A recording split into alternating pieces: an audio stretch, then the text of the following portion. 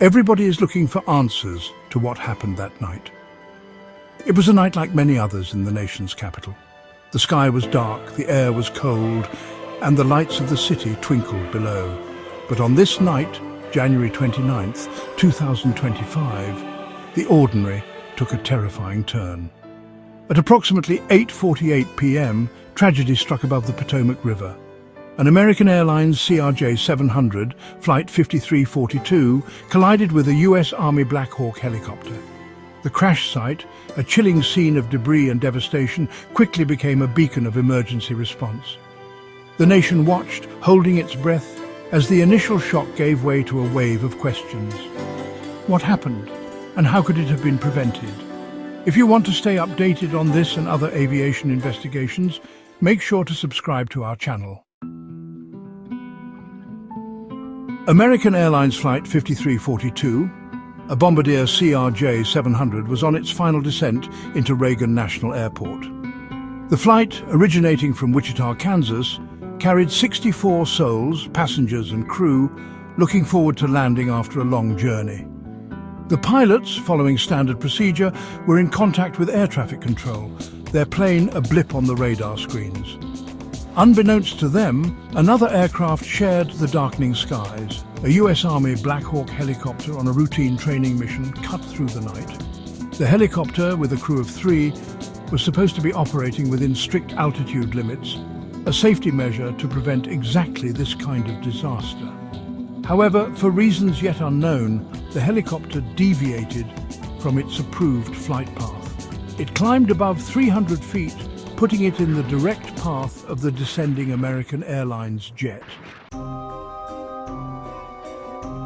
The investigation into the cause of the collision is ongoing, a complex puzzle with many pieces. The National Transportation Safety Board, NTSB, the lead agency in these matters, is meticulously piecing together the events leading up to the crash. One area of particular interest is the actions of the Black Hawk helicopter crew. The investigation revealed that the helicopter's pilot had actually seen the American Airlines jet on his collision avoidance system. Why then, with the looming threat in plain sight, did the pilot not take evasive action? Did a mechanical failure occur? Were there communication breakdowns? Adding another layer of complexity to the tragedy is the issue of air traffic control staffing. On the night of the collision, the control tower at Reagan National Airport was not fully staffed. A single controller was responsible for managing both airplane and helicopter traffic, a demanding task even under normal circumstances. Did this increased workload contribute to the tragedy?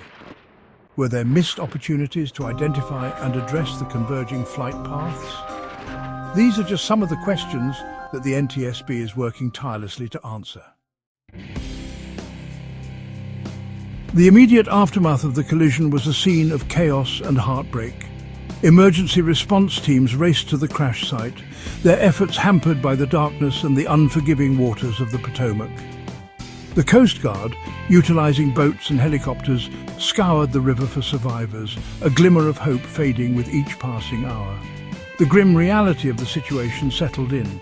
There were no survivors. The recovery efforts shifted focus from rescue to recovery. Divers braved the icy waters to locate and retrieve the bodies of the victims, a somber task made even more difficult by the wreckage scattered across the riverbed.